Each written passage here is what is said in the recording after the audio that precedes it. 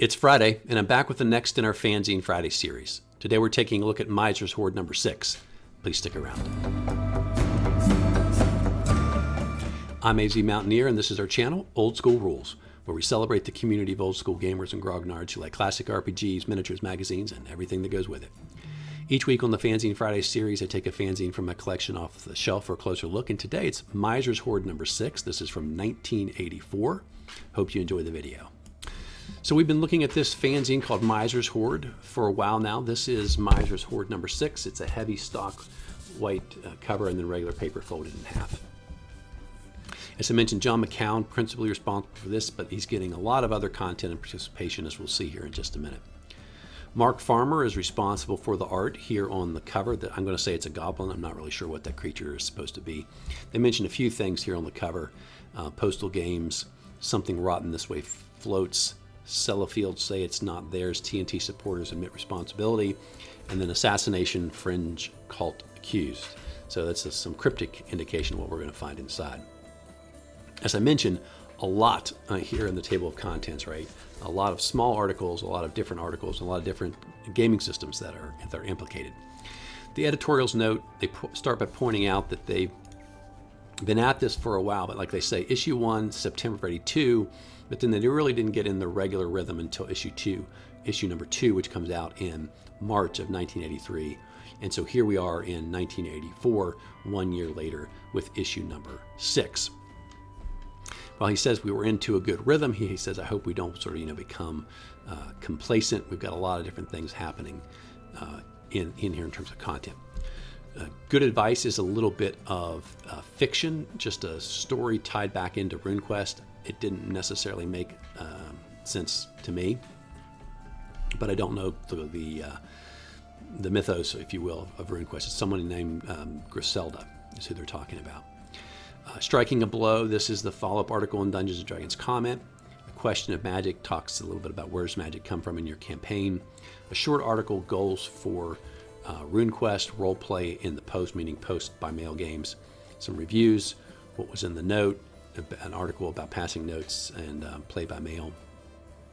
NPC Parties, Cult of Kar-Narsis, which is RuneQuest. On the Rack, which is new releases, Open Forum Letters, Ghost Ship, a TNT Adventure, and Paraphernalia. Obviously, a lot of folks responsible for the contributors listed here. Mark Farmer and Tim Pollard, who are there at the bottom, those are the ones responsible for art. The rest of folks here responsible for content. A lot of it, so let's dive into it. So Striking a Blow, this is there's the fiction. I skipped over having that on a slide. Peter Walker continues his discussion of Dungeons & Dragons content. Remember, he's got the segment system where you roll dice to determine how quickly you get to strike. He's got all kinds of additional explanations here about how he does it. He's got some things where he's combining like strength and dexterity to get a score, and then there's a chart. So if you like this kind of thing, this is a very good sort of crunchy bits article. I've mentioned before, when it comes to combat, this just came off as way too complicated. I mean, here's a chart you need with the segment limit, damage dice, putting your bonuses from different stats and so forth, and how it all works together. I think it was well thought out, but again, way too, I guess, much to learn in terms of an alternate combat system where I didn't really see the advantage, and I felt like it really did, like he gave in his example last time, like a thief would attack the fighter 3 different times before the fighter even got his first attack roll off. And that is definitely much more realistic. A dexterous person or experienced attacker would do that. But I guess I'm just when it comes to combat, a fan of the simpler system. A Question of Magic, he talks about, he draws on some historical context of whether that's the Salem witch trial or the medieval period. Where does magic come from? It's usually sort of something, general society is skeptical or fearful of magic. It's connected to something dark. Maybe you have connections to to devils or demons to get that power. And so he's suggesting thinking about how magic is thought of in your campaign. And if it is something sort of dangerous or evil, that you make sure you're playing that up. General reactions to magic users. Maybe they don't like magic users, either whether that's afraid of them or just people generally don't want to get near a magic user, and that could be all kinds of different magic items as well.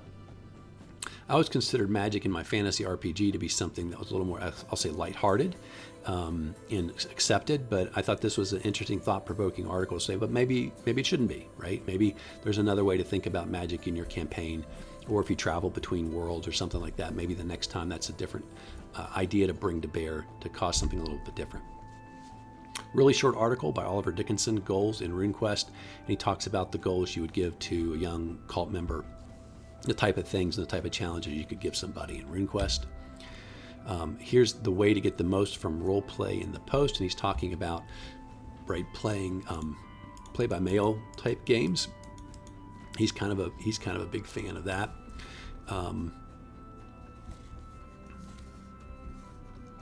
Okay, so this is an article about some things role-playing games that he got in the post. So in other words, in the mail, and he's going to give some reviews of these games.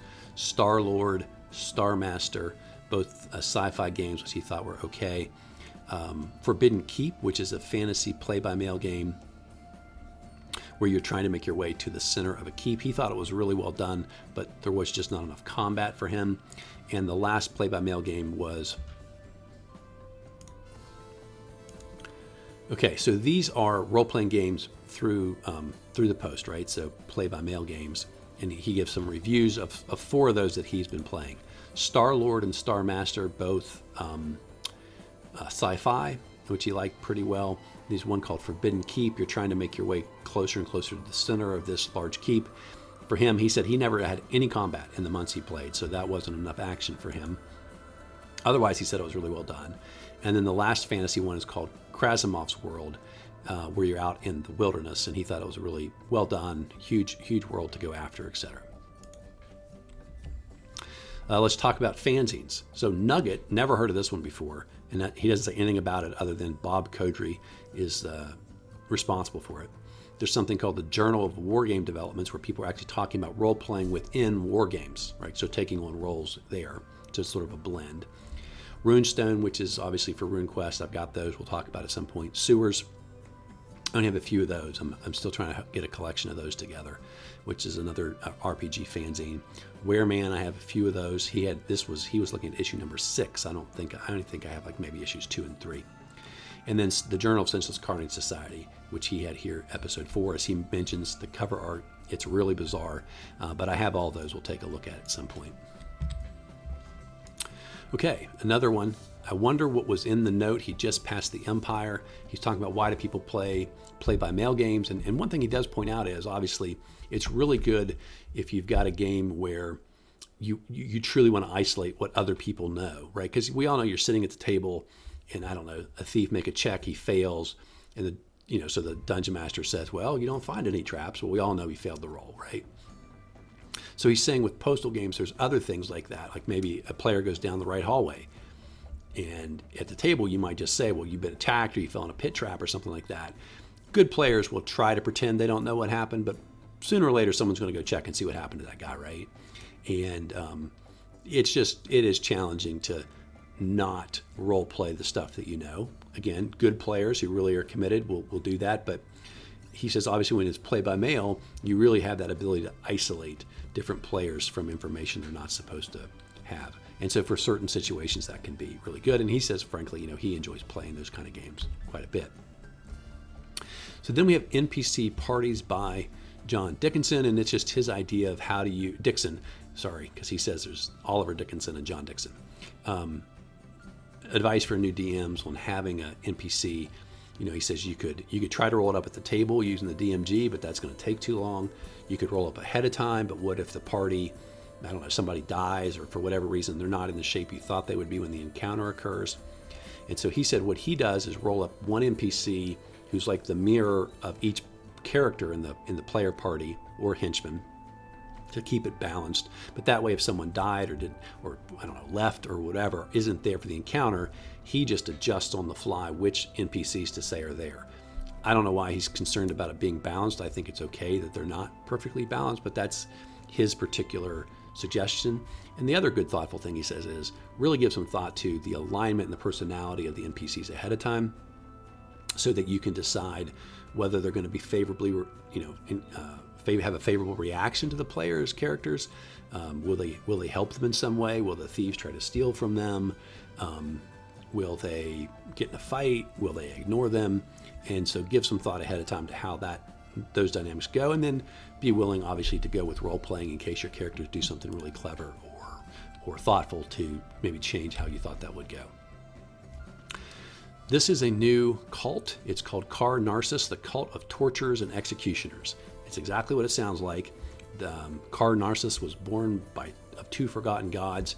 He's teased and ridiculed and insulted by other gods. It makes him really nasty, and so he ends up becoming the torturer of the gods, and now he heads the cult of the torturers. I don't think we need to get into that any more than that. I don't do torture in my campaign, but back in the day, it was pretty common for people to want to flesh stuff like this out. On the rack, new releases, and they're talking about the release of Tortured Souls. And you'll remember I did a fanzine video on this sized fanzine called Tortured Souls. There were only 2 issues of that came out. A few years later, now Beast Enterprises is the company that releases a full-size magazine like this, like an AD&D module sized, and it's full of adventures. And I've got those. I think there are 12 of them. They're really well produced. And at some point on videos, we'll take a look at those magazines. And he's saying how awesome they are. And once you see one, you have to read the whole thing because the content is so good. And you're going to have to get all the rest of these or subscribe or buy all the rest of these because the content is just that good. Okay, so then we have a discussion of a couple other products I just wanted to share with you because I'd never heard of them. A company called Chaotic Intellect Products releases No Honor in Sathporte, which he said he thought was going to be a town-based adventure, but it's not. He said there's basically no information about the town, and the DM pushed them to get right into the adventure, which he said was really good. So someday I hope to be able to track a copy of that down. This guy liked it. And then Endless Games, Endless Plans. I think it's basically cardboard geomorphs. Open Forum, the letters column, they talk some about the different RuneQuest articles that they had. People tended to like those quite a bit. He's got some information about conventions, NovaCon, Tenacon, and TSR's Gen Con is being organized as well. There's some more letters here talking about the solo play, and remember the Enchanted Forest, and people were still writing in saying how much they like that. People were still voicing different opinions about this cult entry examination idea the guy had for RuneQuest. Some people like it, some people don't. Last time, remember, there was some Warhammer. Some people were sort of critical of picking a game that most people don't play. And then someone else is glad that they covered something that where they got a submission and said you shouldn't reject things just because a lot of people don't play them. This is the only way some of us maybe are going to learn about those games. So there's a lot of people on both sides of some of these issues. And some more complimentary stuff about basically how good Miser's Hoard is. So we're glad to publish those too. Here's a Tunnels and Trolls solo adventure, The Story of the Ghost Ship, and they give a few ideas about how to adjust the stats in here if you wanted to do it D&D. So the same one, right, the pick a path, you start off, you're sitting in a seafront tavern, a man bursts in and yells something about an abandoned boat. Go out of the harbor.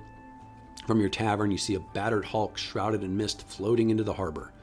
Nothing stirs. Your captain walks up and orders you over to the longboat. You should go investigate. And then it says, so if you do, go here, and if you don't, go there. And then you're off to it. I thought it was pretty well done. A lot of fun. And, I like to think you can change these. It's some modification by Dungeon Master, but take a good idea, turn it into a full party, 3-4 person adventure. And I think you could definitely do that here as well. And now we have at the back page, it's called Paraphernalia. It's just random stuff. So we talk about the largest ship in Traveler, and yet they've got the USS Enterprise, and they're saying, well, sort of the physics. Why is the Enterprise able to do these things? And these other ships that are statted out in Travelers can't. There's a mention of a magazine called The Guardian looking at adventure games, and their Games Day Award winner was a game called The Hobbit. Here's an idea for your D&D or fantasy role-playing campaign. Say, look, you have +1 swords, armors, and shield for fighters. How about something for the cleric? Give them the +1 holy symbol. I like this idea a lot. I've seen a similar idea somewhere else. They say it could be a +1 to your roll to turn. It could turn more undead than normal. It could turn them longer than normal. You could give it boost the cleric's level by 1. all kinds of different ideas for sort of super enchanted holy symbols. You could get into some fun stuff with whether or not those match the god of the deity of the cleric, etc. And then more history on the swords. The Assyrians have used short swords, but then we have some major developments. Had the kopsis, which was developed by the Macedonians, and then a sort of a normal short sword here as well. So next time they're going to talk more about the Romans. And then finally they mentioned Nigel Castle and say like the family heraldry, where they're talking about the crest of arms, and they talk about what the castle last name crest of arms would look like, which is essentially a battlement with 3 towers, and that's shown here as well. And then on the last page, they're telling you can still get back issues of Miser's Hoard, and there you see the different covers shown in a little cartoon at the very bottom. So that's it for Miser's Hoard number 6. It came out in 1984. We have 2 more of these to do in the coming weeks, and that'll be a wrap on Miser's Hoard. Hope you guys enjoyed today's video. Hope you're enjoying the series, and I hope you're subscribed. If you have any friends who might enjoy our content, please send them our way. Hopefully they'll be subscribers as well. And until next time, my friends, keep rolling 20s.